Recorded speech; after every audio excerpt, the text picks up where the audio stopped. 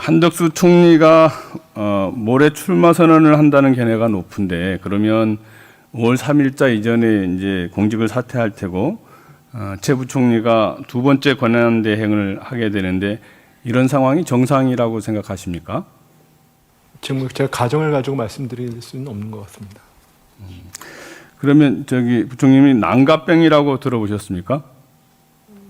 못 들어봤습니다. 요즘 그 시중에 이번엔 난가하는 난가병이라고 하는 게 있는데 이게 불치병 중에 하나라고 합니다. 한덕수 대행이 내란 대행을 넘어서 이제 난가병에 걸려서 대통령 후보가 되겠다 이렇게 얘기하고 있는 그런 상황인데 본 의원이 생각할 때는 이게 내란 수계와 함께 저질렀던 지난 3년간의 잘못된 행정에 대해서 이것을 감추기 위한 쇼가 아닌가, 아니면 내란과 관련된 수사를 피하기 위한 게 아닌가, 이런 생각을 지울 수가 없는데 어쨌든 이런 와중에 만약에 가정을 할 수는 없지만 그렇게 된다면 권한대행을 다시 맡게 되시잖아요. 어떻게 생각하십니까? 글쎄 뭐 저는 뭐 늘 헌법과 법률에 따라서 제 소임을 다할 뿐이라고 말씀드리겠습니다. 네. 그 권한대행으로서 만약에 하게 되면 그 공정한 대선 관리와 또 최소한의 행정행위에 국한해서 했으면 좋겠다, 이런 당부의 말씀을 드립니다.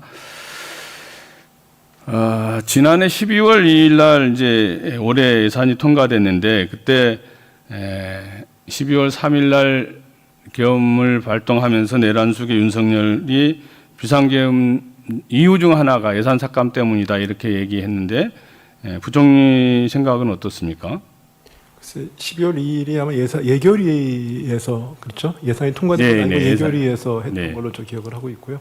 그다음에 제가 여러 번 말씀을 드렸습니다만 뭐 그 부분에 대해서 그 당시 예결위에서 그 감액 예산이 통과됐을 때 여러 가지 아쉬운 점이 있다고 말씀을 드렸었습니다. 그러니까 그 계엄 발동의 원인이 됐다고는 생각하지 않는다 이겁니까?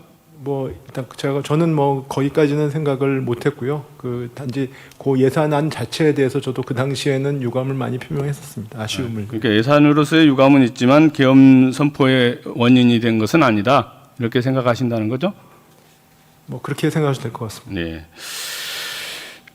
제가 기억하기에는 윤석열 정부, 내란 정부의 국정기조를 돌이켜 보면 두 가지가 기억납니다. 하나는 건전재정이고 과학적 근거로 정책을 한다, 이렇게 생각하는데 그래서 누누이 얘기했던 게 과학적 근거에 의해서 의대 정원을 2,000명 늘렸다, 그렇게 얘기했는데 내년도 의대 정원을 0명으로 만들어서 1명도 늘리지 않겠다, 이렇게 결정을 했습니다.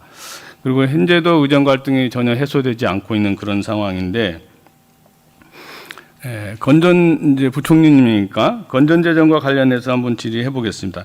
2026년도 예산 편성 및 기금 운영 계획안 작성 지침을 보니까 그 전까지 있던 건전재정이라는 문구 자체가 없어졌어요. 사라졌습니다. 그래서 이제는 이 건전재정이라고 하는 말로 민생이나 국가 경제를 책임지기 어렵다, 이런 것인지, 아니면 이렇게 찔끔 추경 예산을 세웠는데 왜 이런 추경 예산을 세웠습니까, 부총리님?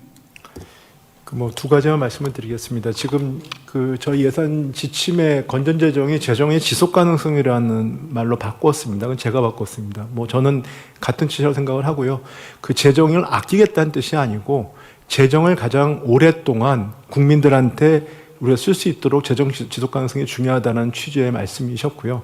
그다음에 추경을 아까 찔끔이라고 말씀하셨는데 글쎄 뭐 국가재정의 12조라는 게 얼마나 크다 작다 평가하기는 어렵습니다만 지금 우리가 어려운 것들, 그러니까 뭐 성장률이 떨어졌다 하는 부분들의 원인이 과연 우리가 재정을 풀어가지고 성장률을 올려서 해결할 수 있는 문제냐는 거에 대한 질문을 드리고 싶습니다. 그렇기 때문에 저희가 지금의 여러 가지 문제들은 대충격이나 여러 가지 불확실성이 있기 때문에 그런 노력을 줄이는 노력들, 뭐 예를 들어서 미국과의 협의라든지 이런 것도 노력을 하면서 그런 과정에서 어려운 민생이나 그다음에 재해 때문에 어려운 국민들을 그 과정에서 저희가 지원해 드리는 것. 그러니까 추경의 규모보다는 내용과 그 효과성, 그다음에 이런 것들이 더 중요하다고 저는 생각을 하고 있습니다. 네, 그러니까 결국은 추경이 필요한 것은 재정이 국가로서의 역할을 해야, 재정 확대를 해서 국가가 역할을 해야 민생 경제가 살아난다.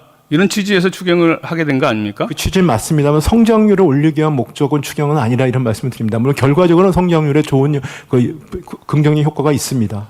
그러니까 그동안 이제 민주당에서 계속 그 35조 추경 얘기도 하고 지속적으로 재정 확대 정책을 통해서 민생 경제를 회복시켜야 된다 이런 것을 주장을 했는데 제가 확인하고 싶은 것은 부총님께서 이번에 추경도 재정을 통해서 어찌됐든 민생의 어려움을 다소나마 해소하고자 한다 이런 취지가 담겨 있다 이런 것을 확인하고 싶어서 묻는 겁니다. 네, 그 취지는 맞습니다만 재정만 가지고는 할 수 없다 이런 말씀을 드리는 겁니다. 그럼